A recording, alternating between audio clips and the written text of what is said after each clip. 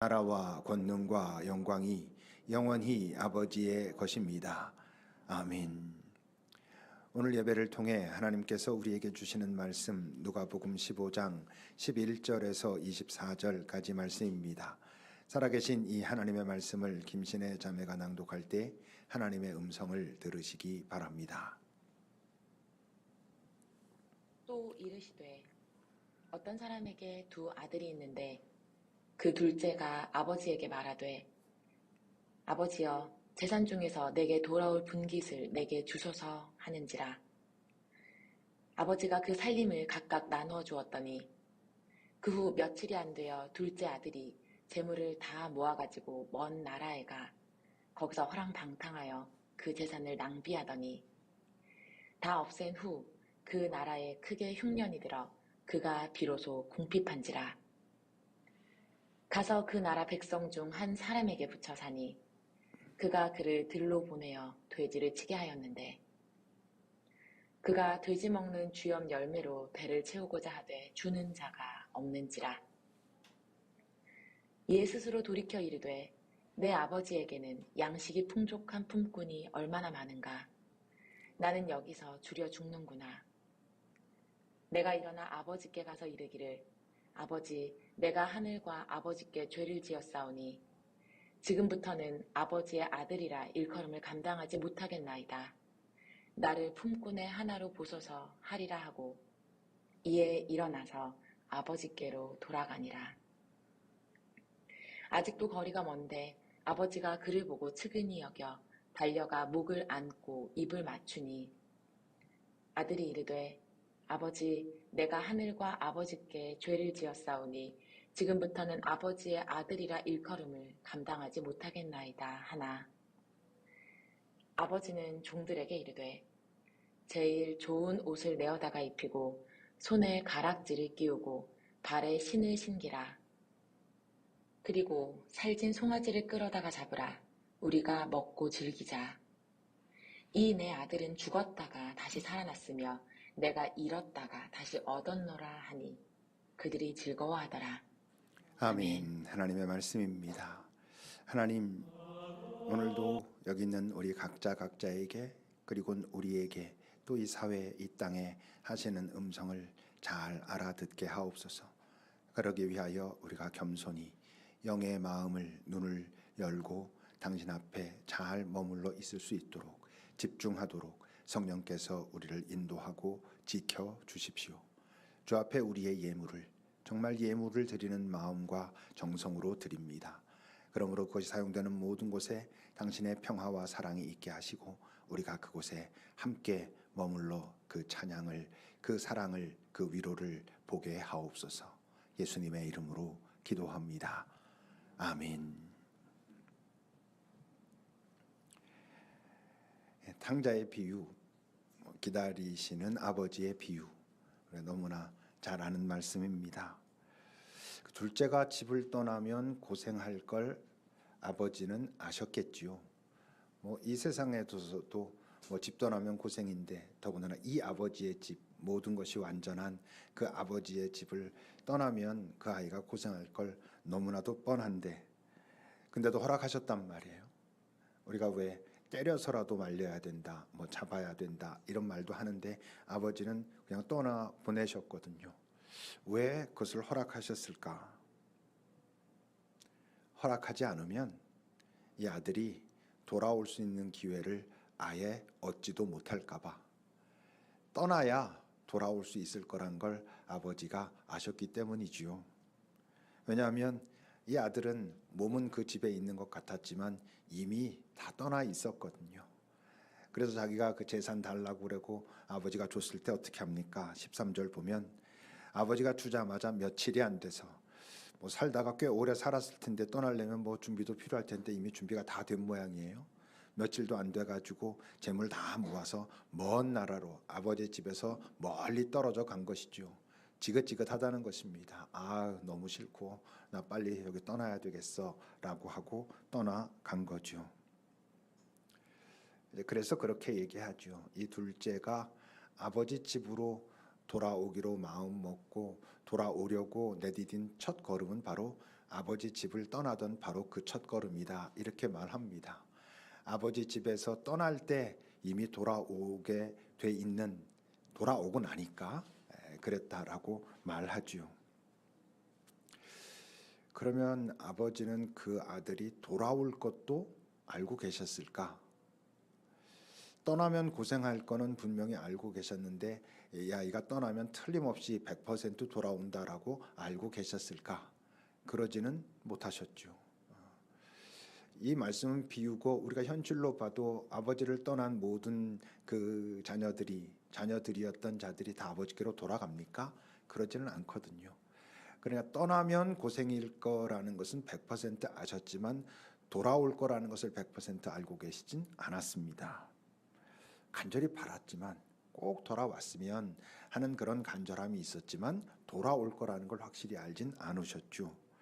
그래서 24절에서 이렇게 말하는 겁니다. 아들이 돌아왔을 때 이 아들은 죽었다가 다시 살아났고 잃었다가 내가 다시 얻었으니 얼마나 기쁘냐라고 말합니다.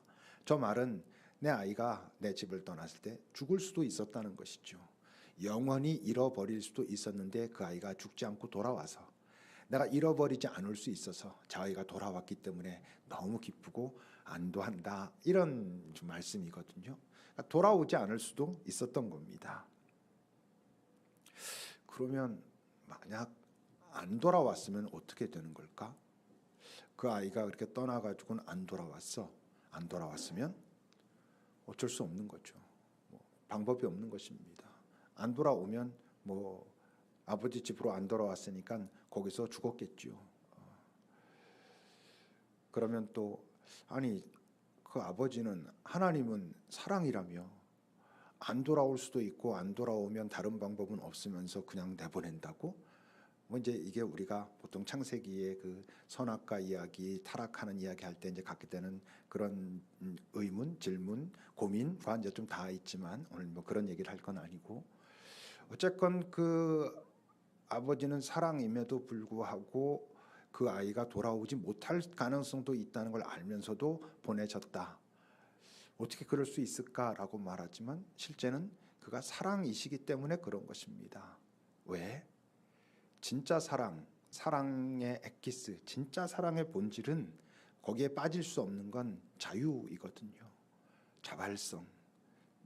그리고 그 자유에 대한 책임. 여러분 그것이 사랑의 중요한 핵심 요소입니다. 그러니까 우리가 보통 사랑이라고 느끼는 그 모든 것이 사랑이 아닌 이유는 진짜 그 안에 자유가 있고 정말 그 자기가 자유를 가지고 내린 선택에 대해서 책임을 져야 되는 건데 그래서 진짜 사랑은 여러분 성숙해야 하는 것입니다. 사랑이라고 느낀다고 다 사랑이 아닌 거죠. 하나님은 사랑의 본체셨고 그렇기 때문에 그 사랑하는 아들에게 자유와 그 자유에 대한 책임까지 함께 주실 수밖에 없는 것이었죠. 그러니 사랑이라는 것은 어떻게 생각하면 매우 엄중하고 어쩌면 두려울 수도 있는 것입니다. 우리가 누군가를 사랑한다라고 할 때 쉽게 하다 말고 내 마음에 드는 대로 또는 내 마음에 안 들면 이렇게 할 수 없는 것처럼 하나님은 더군다나 더 본질이시니까 하나님은 우리와 사랑의 관계를 정말 깊이 갖기를 원하시지만 그렇지만 우리를 억지로 사랑하기는 하시지 않습니다. 억지로 우리가 그를 사랑할 수밖에 없게 만드는 순간 이미 사랑이 아니니까 사랑의 그 본질을 놓쳐버리게 되니까 억지로 사랑하게 만드시지도 않고 우리에게 사랑을 구걸하시지도 않습니다.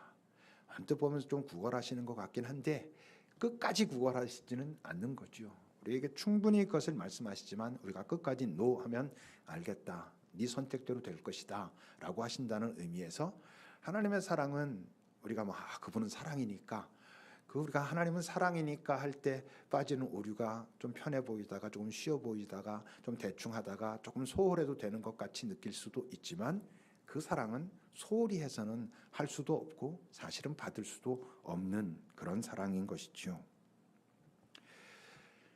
그렇다면 이제 둘째가 아버지 집으로 돌아오게 된 결정적인 계기, 전환점, 그건 과연 뭘까요?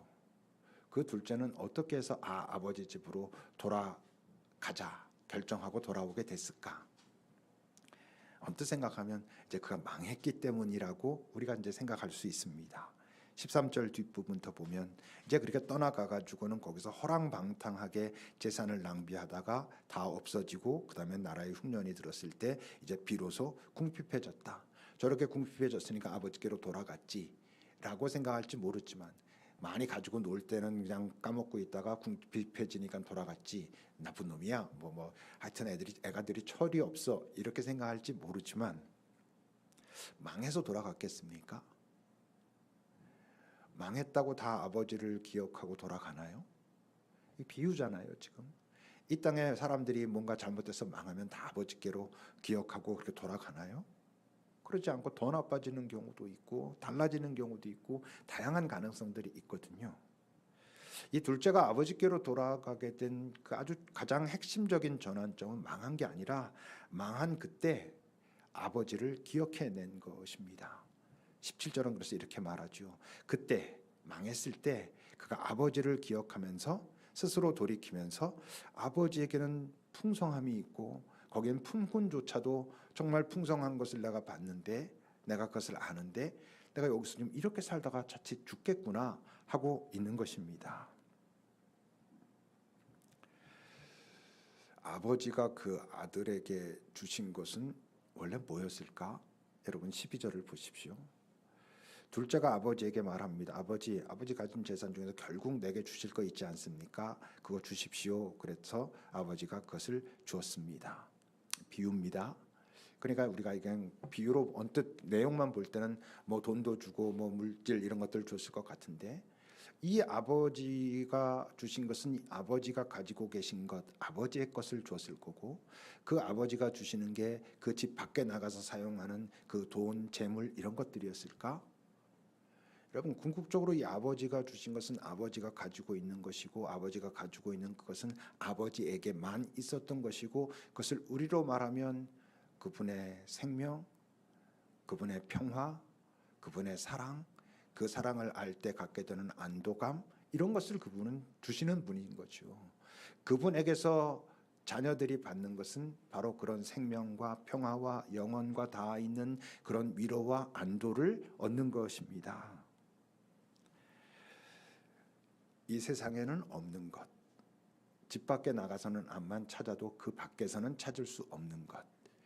그러니 실제로 이 비유를 우리가 생각해 보면 아버지를 떠나는 순간 이미 허랑방탕이 시작된 것이죠. 그가 뭔가를 가지고 있을지는 모르지만 이 세상에서 많은 것을 가지고 있다고 해서 허랑방탕이 아니고 이 세상에서 딴짓 안 하고 열심히 애써가지고 돈 벌고 있고 뭘 모으고 있고 이렇게 한다고 해서 그가 허랑방탕하지 않는 게 아니라 아버지를 떠나는 순간 모든 인간은 허랑방탕 속에 이미 처하게 된 것이고 아버지를 떠나는 순간 그가 이 세상에서 볼 때는 많은 것들을 가지고 있고 사람들이 부러워한다고 할진 모르지만 아버지를 떠나는 순간부터 그는 궁핍에 처하는 것입니다. 어떤 궁핍? 이 땅에 물질로서는 궁핍하지 않는 사람도 있을 수 있지만 이 세상에서 볼 땐 성공했기 때문에 이 아들은 망했지만 이 세상에서 볼 땐 성공했기 때문에 많은 것을 가져서 쟤는 부자야, 잘 살아, 풍부해 라고 말할지 모르지만 그가 아버지를 떠났다면 그것과 관계없이 이미 궁핍한 것이죠. 뭐로부터? 아버지께로부터 오는 평화로부터 아버지께서 주시는 생명으로부터 궁핍한 상태인데 이제 문제는 뭐야?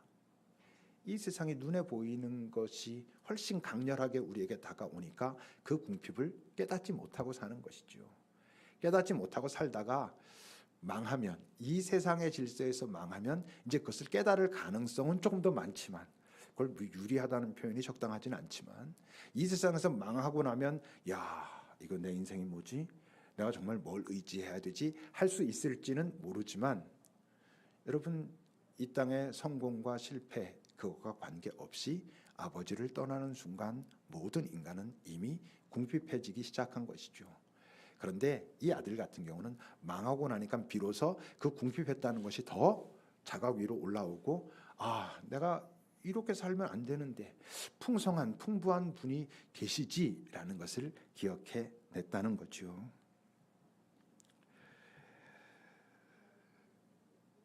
부자, 이 땅에서 부자라고 하는 사람들도, 많은 것들을 가졌다고 하는 사람들도, 그들은 그러면 자기의 그 궁핍, 하나님께서만 줄 수 있는 그것이 없기 때문에 느끼는 궁핍을 모르고 살까요?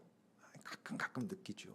뭔가를 오히려 다 성취하고 나서 야, 이제 여기까지 왔구나, 아 좋아라고 했는데 뭔가 한 구석, 근데 왜 이게 여전히 남아있는 공허가 있지?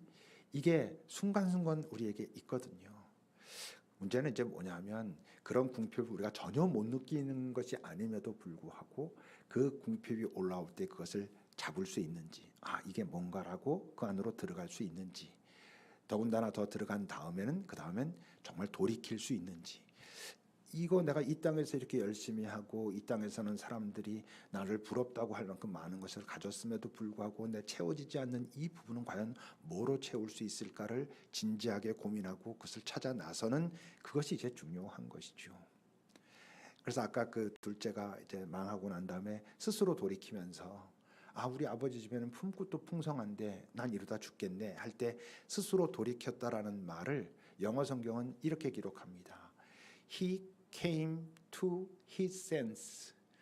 정신을 차렸다, 제정신으로 돌아왔다, 이렇게 얘기하고, 또 다른 성경에선 he came to himself라고 말합니다. 자기 자신이 되었다, 이제 자기를 찾았다, 뭐 이런 것입니다. 이 땅에 살면서 부할 수도 있고 빈할 수도 있지만, 모든 인간은, 하나님을 떠난 모든 인간은, 이 땅에 태어나는 모든 인간은, 그게 하나님을 떠난 인간의 출발입니다. 이 땅에서의 그 모든 인간은 바로 그 궁핍 속에 태어나거든요. 근데 그 궁핍을 이 땅에 살다 보면 물질로 채우고 뭐 이래서 안 보이는 것처럼 느낄 수는 있지만, 순간순간 올라오고, 이 세상에서 채울 것조차 못 채우는 사람들은 어쩌면 조금 더 유리하게 더 볼 수 있을지도 모르고, 그 궁핍을 느끼는 것으로 근데 끝이 아니라 뭐라고? 돌이킴, 제정신으로 돌아오는 것, 자기 자신으로 돌아오는 것이 중요하다고 하는 거죠. 그걸 우리말로 말하면 회심이라고 하는 겁니다. 내 마음, 내 존재가 돌아섬. 이제 거기에서 회개라고 하는 구체적인 어떤 것들이 일어날 수 있죠. 물론 이제 본질적인 회개와 회심은 같은 거라 말할 수 있지만, 근데 이제 그 회심이 일어나면서 같이 오는 게 있습니다. 진짜 회심이 있기 전에는 잘 알지도 못하다가 회심이 일어나고 나서야 비로소 생기는 게 있는데, 그게 뭐냐면 죄책감이라는 거죠. 내가 참 죄를 많이 지며 살았구나, 내 삶이 참 엉망이었구나, 야 나는 대책이 없구나, 이게 죄책감이잖아요. 보면 18절부터 보십시오. 내가 일어나 아버지께 가서 이렇게 말해야지라고 하면서, 아버지, 내가 하늘과 아버지께 죄를 지었사오니 지금부터는 아버지의 아들이라 일컬음을 감당할 수가 없습니다. 이게 이제 죄책감입니다. 하늘과 아버지께 죄를 지었습니다라는 것은 죄의 자각이고, 그 다음에 인간은 어떻게 되냐면, 야 이러니 나는 대책이 없네, 나는 용서받을 수 없겠네, 나는 그 아버지의 아들이라고 할 수조차 없겠네. 이건 죄책감입니다. 그 죄에 대한 책임을 내가 질 수밖에 없겠네라고 하는 두려움인 것이죠. 근데 이게 회심이 일어나기 전엔 이런 죄책감 자체가 없습니다. 이 땅에서 뭐 살짝 찔리네 하는 정도가 있을 뿐이지, 정말 내가 죄를 지었구나라고 탄식하고 이 죄 짓는 나를 어떡하지, 야 대책이 없네를 시작도 못하는 거죠. 회심이 일어나고 나서야 자기 삶을 돌아보고, 야 내 삶이 정말 엉망이었구나, 이건 뭐 용서받을 수가 없네, 사람들 앞에서 이렇게 뭐 뺀질뺀질 이렇게 살았지만 이게 아니었구나라는 걸 비로소 이제 알게 되는데, 이 둘째의 다행은 뭐예요? 저 죄책감을 내가 아버지의 아들이라고 할 수도 없겠네, 아유 난 끝났다라고 끝나지는 게 아니라 어떻게 했다고? 아버지한테 가서 말해야지. 그래도 그랬다는 거예요. 나를 품꾼의 하나로라도 받아주시면 안 되겠습니까? 라고 말하겠다라는 거예요. 결정적으로 20절을 보면, 그리고는 일어나서 아버지께로 돌아간 거예요. 그러니까 내가 궁핍하다는 것을, 아버지께서만 주실 수 있는 것이 내겐 없구나, 그 평화가, 그 안식이 없구나라는 것을 느끼는 것도 쉽지 않고, 그것을 느꼈을 때 그것을 자기의 삶과 잘 살펴보면서 내가 이렇게 살았구나를 다시 돌아보는 것도 쉽지 않고, 더 나아가서 돌아서서 아버지께로 가는 것도 쉽지 않고. 그러니 여러분, 여기 지금 우리가 그냥 주일마다 이렇게 와서 앉아 있는 게 여러분 때로는 이번 주도 가야 되나 이런 생각이 들 때도 혹시 있을지 모르겠는데, 이게 얼마나 놀라운 일인지 나중에 이제 하나님 나라에, 온전한 그 나라에 가면 알 거예요. 야, 내가 저 땅에 살 때 예수를 나의 구주라고 인정했다는 게 이게 정말 보통 일이 아니네. 여러분, 우리가 예수를 나의 구원자, 나는 나를 구원할 수 없고 당신이 나를 구원할 수 있습니다. 난 생명 없는 존재인데 당신이 이 땅에 오셔서 십자가를 통과하시며 생명을 보이셨고 그걸 나에게 나눠주셨고 제가 그걸 받았습니다.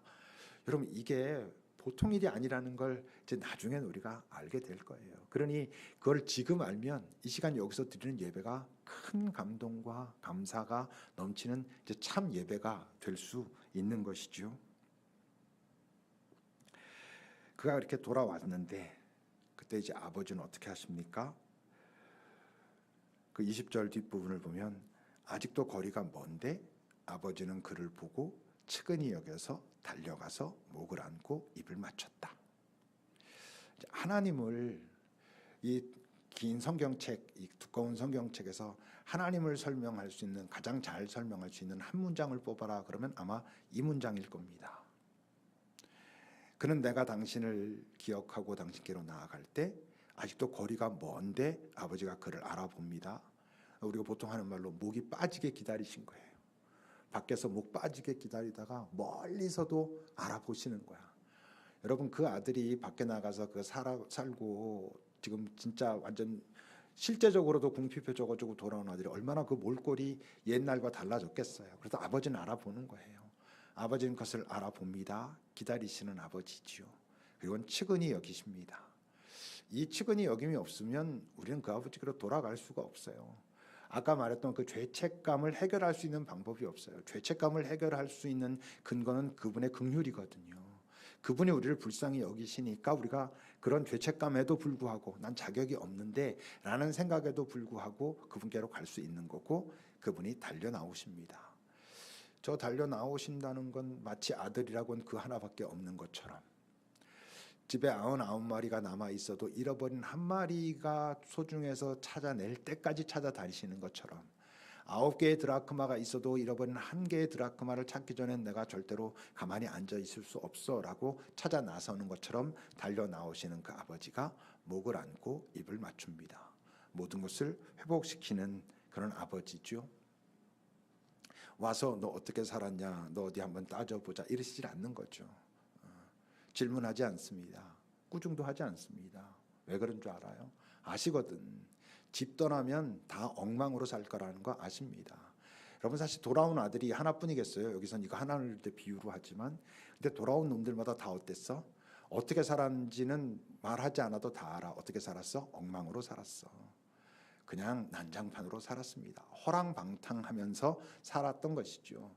그러니까 우리가 볼 땐 이 땅에서 누구는 조금 더 그래도 착해, 누구는 더 엉망이야 이럴지 모르지만, 하나님께서 보실 땐 니들 다 엉망이야, 다 똑같아. 내가 세세하게 물어보지 않아도 뭐 물어볼 필요가 없어. 왜? 결국 다 엉망으로 살았으니까.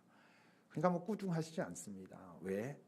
근데 그게 너희들한테 고생이었다는 걸 내가 알아. 너희들이 몰라서 떠나간 그곳에서 그렇게 고생하며 살다가 이렇게 돌아온 곳으로 너무 기쁘고 다행이야. 이렇게 말씀하시는 거죠.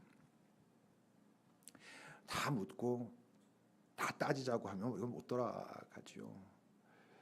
안 물어보니까 그게 오히려 더 깊이 감사하고 그 마음을 아는 거죠. 제가 그 드라마의 바이블처럼 얘기하는 나의 아저씨에 보면 그 마지막쯤 가가지고 이제 그 주인공 여자 아이가 이런저런 잘못을 많이 저질러서 나중에 경찰 조사를 받고 막 그럽니다. 거기서 왔다 갔다 막 하는데, 그때 그것도 주인공 남자의 초등학교 동창인 정희라고 있습니다. 정희네라고 뭐 술집 같은 거 이렇게 하고 사람들 모여서 계속 그러고, 그 정희네 집에 잠깐 머무르게 됐는데 그날도 이제 조사를 받고 저녁 때 그 친구가 그 집에 왔어요. 그리고 그 정희에게 묻습니다. 근데 왜 나 요즘 뭐 하고 다니는지 안 물어봐요? 이렇게 물어봐요. 그때 그 정희가 그렇게 말하죠. 나? 그건 궁금하지 않아. 네가 여기에 다시 온 걸로 난 됐어. 네가 온 걸로 난 충분히 좋아. 네가 뭐 하든 난 상관없어. 그때 이제 그 아이가 그 정의에게 감사합니다라고 진심으로 고백하는 그런 장면이 있어요. 때론요, 여러분, 누군가 잘못했을 때, 특히 이제 부모들이 잘못했을 때 그 아이의 잘못에 있어서 꼬치꼬치 깨묻지 않고 네가 지금 여기서 네 잘못을 인정하는 그것으로 됐어. 내가 더 이상 묻지 않을 거야. 난 네가 여기 이렇게 앉아 있는 게 너무 고맙고 좋거든. 여러분, 그게 그 아이에게 더 깊은 감동과 감사를 일으킬 수도 있지요. 근데 무엇보다 하나님은 이제 그러시는 거예요. 아시니까 뭐 안 봐도 다 알아. 그러니 묻지 않으십니다. 그러니 이제 그 아들이 말합니다. 21절입니다. 그 아들이 이제 그 아버지에게 내가 아들과 하늘과 아버지께 죄를 지었으니 이제부터는 내 아들이라고 내가 일컬음을 감당할 수 없습니다. 제가 그럴 자격이 없지요. 저 얘기는 아까 자기가 아버지한테 가서 말해야지 했던 얘기예요. 그 얘기인데 이제 하나 빠졌죠. 품꾼으로 보시옵소서라는 말은 좀 안 해요. 언뜻 생각해 보면 아버지 분위기 보니까 뭐 품꾼이라고 안 해도 되겠네라고 했을지도 모르지만 이건 아마 아버지가 그 말이 다 끝나기도 전에 입맞춤으로 입을 막았기 때문에 다 말하지 못한 게 아닐까 싶어요. 근데 여러분, 저 아들이 지금 가가지고 내가 아버지의 아들이라 일컬음을 감당하지 못하겠습니다라는 얘기가 저게 문법적으로 얼마나 말이 안 돼요. 우선 아버지라고 불러. 지가 아버지, 내가 아버지의 아들이라고 일컬음을 받지 못하겠습니다. 도대체 그런 말이 어딨어. 그러니까 기본적으로 이 친구의 마음속엔 아들 의식이 있는 거예요. 내가 자격도 없어요. 저는 종으로 뭐 하셔도 제가 할 말이 없어요. 이러면서도 그 아버지를 아는 거야. 그게 다행인 것이죠. 이래야 돌아가는 거예요. 진짜 돌아가는 거예요. 가면은 터질 것 같고 나는 뭐 박살날 것 같아. 여러분, 학교에 저 옛날에 있을 때도 막 사고 친 애들이 자기 집에 가자 그러면 너 괜찮아 가자 그러면 못 갑니다. 왜 못 가? 집에 가면 지금 내가 여기서 이렇게 혼나고 힘들고 어려웠던 것보다 집에 가면 더 터져요. 이런 애들은 집에 안 가. 가면 뭐 좀 어떤 그 마음이 나를 사랑하고 기다리고 안타까워하는 거 아는 애들이 집에 가겠다 그러죠. 못 갑니다. 집에 가서 더 난리 나는 걸. 근데 지금 이 아들이 이제 그런 거예요. 그때 22절입니다. 아버지는 종들에게 그 아이가 뭐 나 아들이라고 할 수도 없는데 뭐 이랬는데 제일 좋은 옷 갖다 입히고 손에 가락지 끼우고 발에 신겨라. 회복시키는 거죠. 너는 여전히 내 아들. 이렇게 돌아온 걸로 됐어. 그걸로 됐다. 네가 뭐 했든 네가 나를 기억하고 이 자리에 왔으면 그걸로 됐고, 그리고 돌아왔다면 나는 너의 모든 것을 회복시킬 거야 라고 말씀하고 계시는 거죠. 아버지 이미지보다는 엄마 이미지가 있는 거죠. 다 옷도 입혀주고 반지도 끼워주고 신발도 신기고 됐어 잘 왔다 이러고 있는 거예요. 그러면서 이제 잔치를 벌입니다. 23절입니다. 살찐 송아지 끌어다 잡아라. 우리가 먹고 즐기자. 아버지가 신이 났습니다. 그럼 하나님의 기쁨은 이 세상, 이 훼손된 세상이 다 고쳐지고, 그래서 이 땅의 모든 고통도 슬픔도 다 사라지고 나서 아휴 이제 끝났다. 아유 다행이네 하고 나서 기뻐하시는 게 아니에요. 그냥 오늘 내가 회심하면, 내가 아버지께 돌아가면 그것이 당신의 기쁨의 전부인 것처럼 기뻐하시는 거예요. 우리 한 명 한 명의 아버지께로 돌아갈 때 그랬고요. 여러분들을 통해서 누군가 아버지께 돌아갈 수 있으면 그분은 그전까지는 그 기쁨이 전혀 없었던 것처럼, 앞으로도 그런 기쁨은 없을 것처럼 그것으로 전적으로 기뻐하고 즐거워하시는 그 하나님이신 것이 우리한테는 또 감동이죠. 나 하나를 그렇게 보신다. 여럿 중에 하나가 아니라 나 하나를 그렇게 보신다라고 하는 거죠. 이제 둘째 아들이 아버지의 환대를 받았습니다. 근데 이제 그 집에 살면서 그 둘째가 절대 잊으면 안 될 게 있죠. 뭡니까? 무엇보다 그 아버지의 사랑을 잊으면 안 돼. 그 사랑 잊으면 진짜 안 될 것 같잖아요. 우리가 자주 잊잖아요. 자꾸 잊잖아요. 어떤 순간 하나님이 날 사랑하셨네. 그러는데 뭐 또 안 풀리면 하나님이 사랑은 무슨 사랑? 뭐 얼마나 우리가 그래? 오늘 또 뛰쳐나가는 거죠. 난 딴 데 갈래. 막 이렇게 되죠. 근데 그 사랑도 기억해야 되지만 우리가 정말 하나님을 사랑하게 되는 건 그의 사랑만 기억해서가 사실 아니에요. 그의 아픔이 뭔가를 알 때 우리가 그를 더 사랑하고 옆에 있을 수 있어요. 여러분, 자식들이 부모 사랑 모릅니까? 압니다. 안다고 자식이 부모 그렇게 잘 사랑합니까? 아닙니다. 내 부모가 나를 사랑하기 위해서 얼마나 아프셨고 어떤 때는 얼마나 고통당하셨고 얼마나 힘들었는지를 알아야 비로소 그 자식이 부모 사랑하게 되거든요. 사랑하는 거 알아도 자기는 사랑 잘 못해. 근데 그 부모의 아픔을 알 때 내가 사랑할 수 있어요. 여러분, 이 둘째가 아버지가 그 나와서 기다리고 애타하시고 사실은 자기는 다 알지 모르지만 어떻게 돌아올 수 있도록 수소문을 하고 어떤 손을 쓰고 했던 것을 뭐 우리로 보면 예수겠죠. 그분의 그 여정의 아픔을 잘 알아야 우리가 하나님을 잘 사랑할 수 있어요.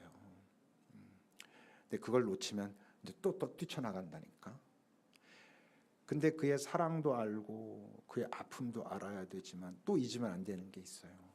뭐냐 하면 아까 돌아올 때 나는 아들의 자격도 없고 품꾼으로만 삼아주셔도 충분히 감사합니다 했던 그걸 잊으면 안 돼. 내가 품꾼으로라도 이 집에 있는 것을 좋다고 했지. 이건 위축돼서가 아니야. 내가 잘못하고 돌아왔는데 받아줬으니 내가 이렇게 품꾼으로라도 살아야지 위축돼서가 아니고 너무 고마워서.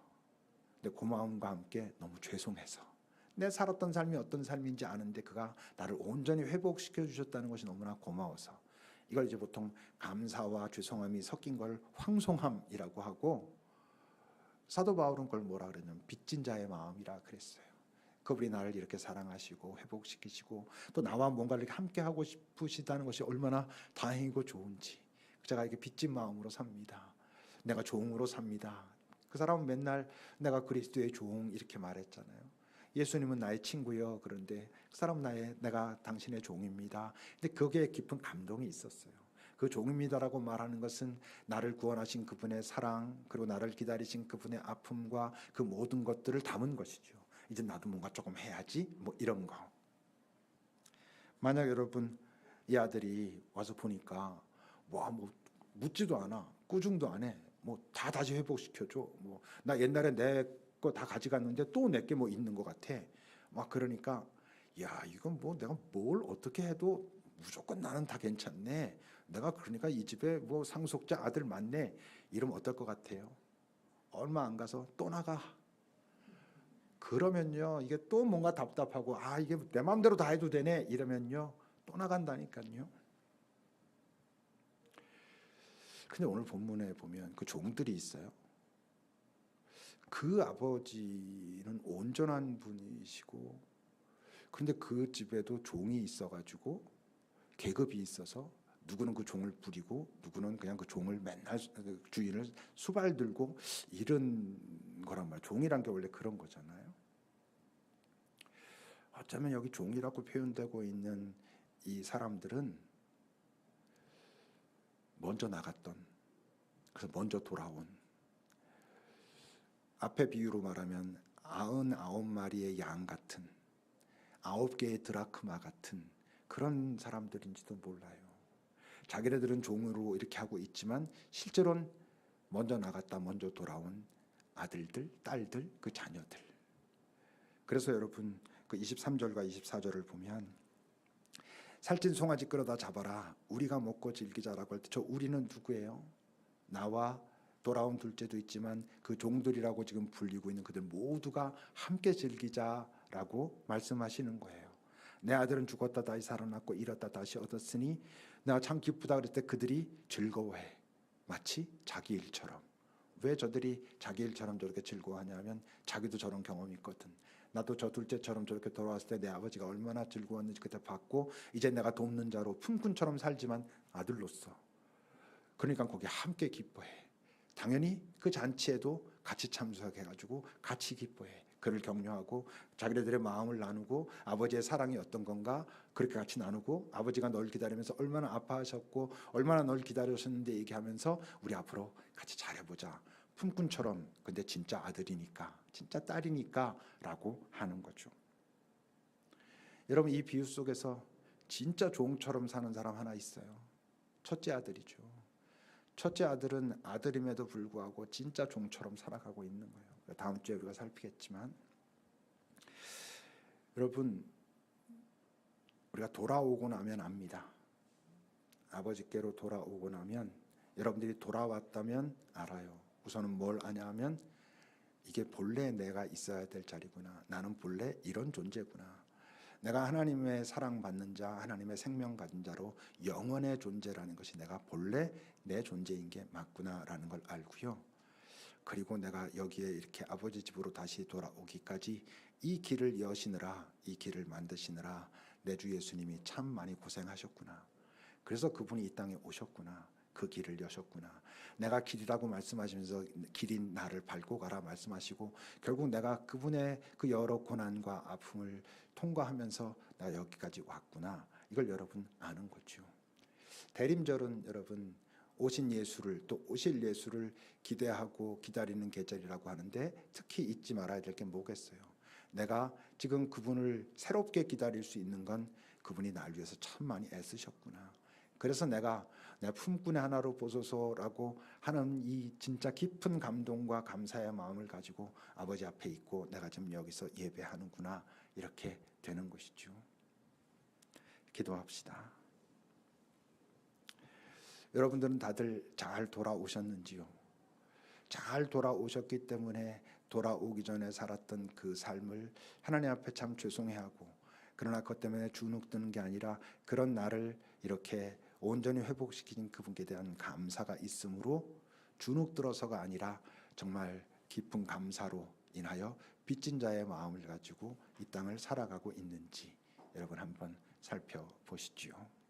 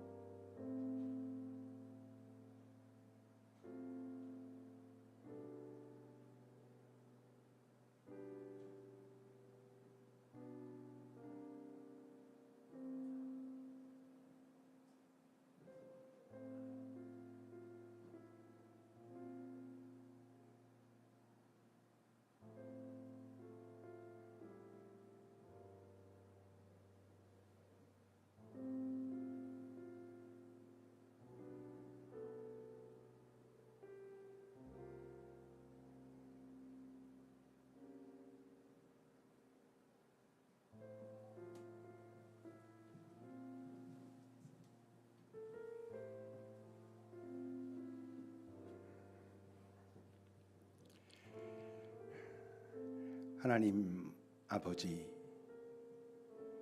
아버지께서 보실 때에도 우리들이 정말 깊은 감사와 또 좋은 죄송함으로, 그러므로 빚진 자의 마음으로 이제 우리가 이 땅을 살아가고 있는지요.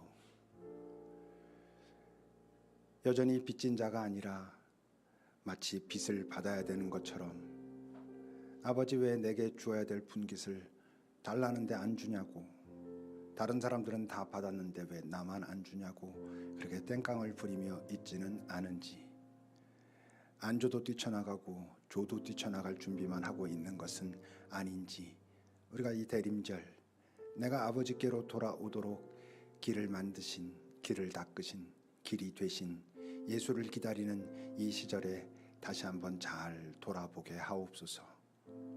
주님, 이제는 나와 함께 이 땅에서 또 우리 돌아와야 할 사람들을 위하여 일하자 하시는 그 말씀에는 귀를 막은 채 여전히 내가 가져야 될 것, 내가 이 땅에서 볼 때 궁핍하지 않겠다는 데만 다 마음을 뺏긴 채 내 주님께로부터 오는 것으로는 점점 새나가 궁핍해진 모습으로 살아가고 있지는 않은지 잘 돌아보는 이 대림절 기간이 되게 하옵소서. 예수님의 이름으로 기도합니다. 아멘. 찬송하시겠습니다.